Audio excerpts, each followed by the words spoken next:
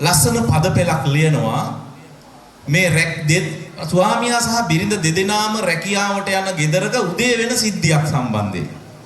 මේකේ නම මම අගට අවසානට කියන්නම්. ගෙදරක මෙන්න මෙහෙම සිදුවීමක් වෙනවා. පොඩි චූටිට වෛරස් වුණ රෑ තිස්සේ ඇඟ තෙම මං හිටියේ පිට එකට බයේ.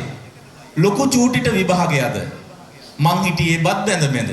ඒ වෙලාවේ චූටි ඇඬුව ඇඳුමේ තෙබා. චූටිගේ තෙත මාරු කරලා ලොකුගේ සුදු ගවුම මැදලා දන්නේම නෑ උණ බැලුවම 100 ගානකට නැගලා. චූටි ඇඬුව වෙවුල. එයා හිටියේ රැවුල බබා.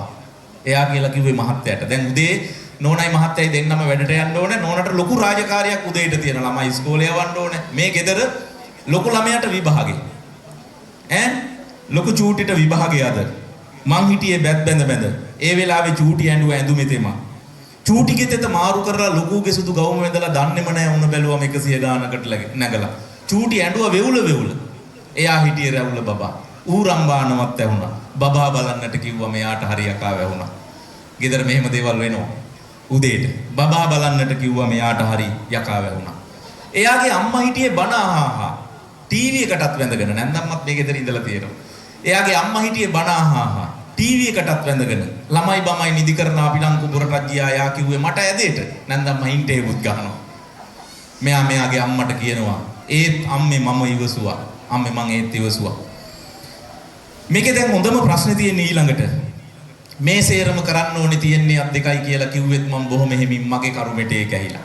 සාමාන්‍ය ගෙදර ඉන්න නෝන්ලාගේ ස්වභාවය තමයි කොච්චර රණ්ඩු වෙනකොට කොච්චර කෑ ගහලා හයියෙන් වචන පාවිච්චි කරත් හිමීටත් කුටු ගාලා මොනවා හරි කියනවා.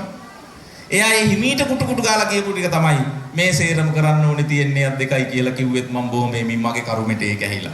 ඒක ඇහුණ මහත්තයාට. ගෑනු දෙතුන් දෙනෙක් ගන්න කියලා දැන් මට කියන්නේ යා ඇහුවා සද්ද දාලා. මගේ මොකද මාත් කිව්වා. උඹට හොඳ නම් දෙකක් බැරි නම් පහක් හරි ගරින් කියලා මං කියලා දැම්මා. මගේ මොකද මාත් කිව්වා. තමුසේ කියනකන් හිටියේ. මටත් ඕක හිතුණා. එයා කිව්වේ ඔළුවේ ජෙල් ගාන ගම. දැන් මහත්තයාගේ පාඩුවේ වැඩ ටික කරගෙන යනවා.